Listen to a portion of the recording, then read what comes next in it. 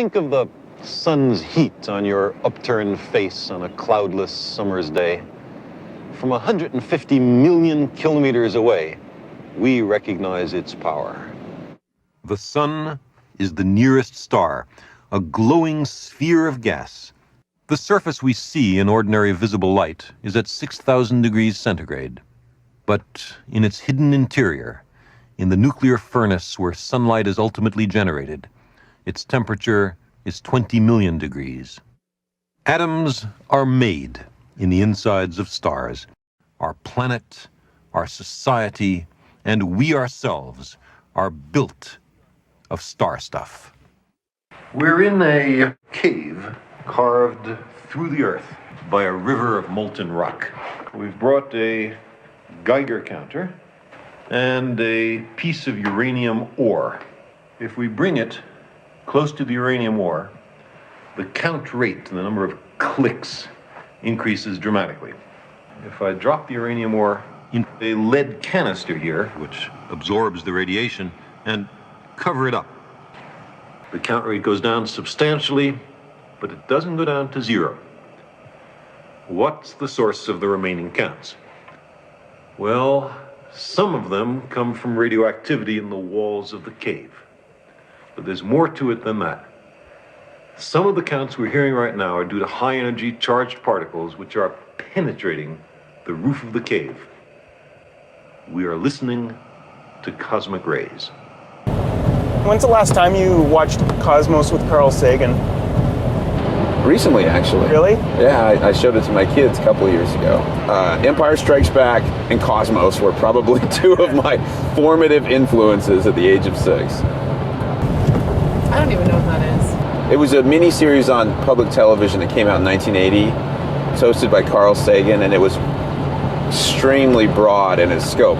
He popularized not only science, but a love for science and a perspective on science and society that I thought was just magnificent. I can appreciate so much more now as an adult going back and watching it.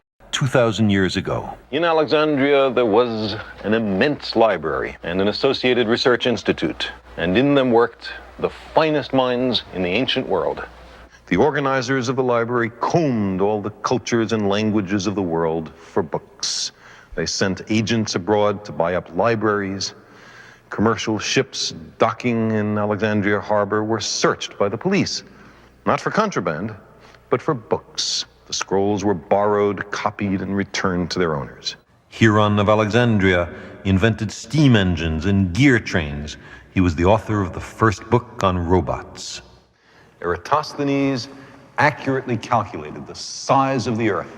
He mapped it. Hipparchus first cataloged the positions and magnitudes of the stars. Euclid produced a textbook on geometry, which human beings learned from for 23 centuries. Galen wrote basic works on healing and anatomy, which dominated medicine until the Renaissance. These are just a few examples. There were dozens of great scholars here and hundreds of fundamental discoveries. The glory you see around me is nothing but a memory. It does not exist. It's as if an entire civilization had undergone self-inflicted radical brain surgery so that most of its memories, discoveries, ideas, and passions were irrevocably wiped out. Here were clearly the seeds of our modern world.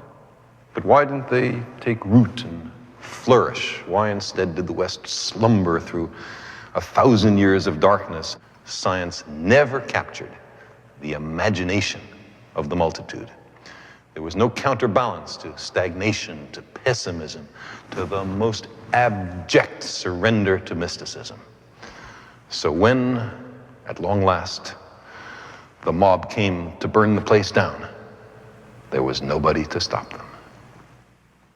Imagine how different our world would be if those discoveries had been explained and used for the benefit of everyone. What if the scientific tradition of the ancient Ionian Greeks had prospered and flourished? I think we might have saved 10 or 20 centuries. Contributions that Leonardo made would have been made 1,000 years earlier, and the contributions of Einstein 500 years ago.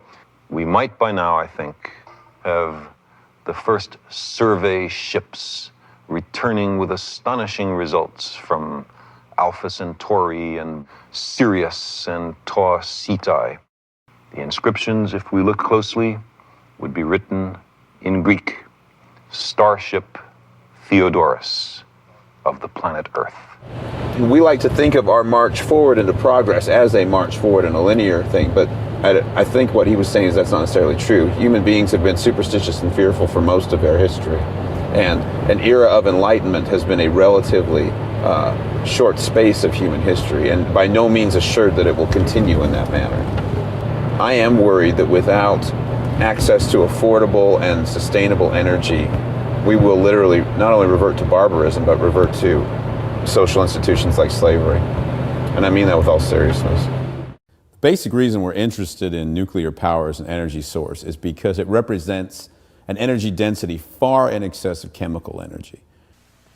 E stands for energy, M for mass, and c squared is the speed of light multiplied by itself.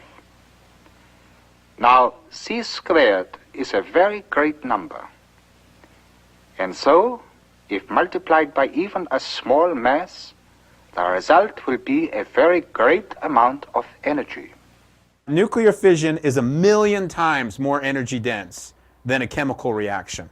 Now, civilization has changed over advancements in technology a whole lot more modest than this.